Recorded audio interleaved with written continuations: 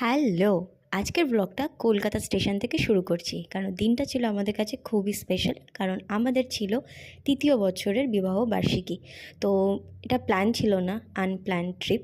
তো বর বলল হঠাৎ করে চলো তারাপীঠ থেকে ঘুরে আসি। তো যেমন কথা তেমন কাজ, সকাল সকাল উঠে বেরিয়ে পড়লাম তারাপীঠ যাওয়ার উদ্দেশ্যে।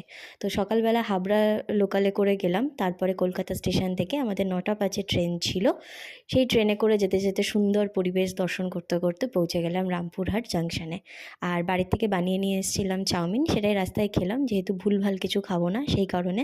তো আমাদের যেহেতু পৌঁছাতে অনেকটা দেরি হয়ে গেছিলো, তো সেই জন্য আমরা ফার্স্টে গিয়ে লাঞ্চটা করে নিলাম, ভেজ মিল খেলাম।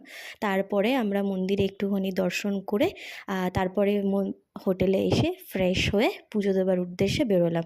আর বাদবাকি পার্টটা পরের পার্টে আসছে। তো এখানে আমরা বাড়ি থেকে শাড়ি নিয়ে গেছিলাম, এই ডালাটা আমরা সাজিয়েছিলাম, আরও যেটা সেটা পরে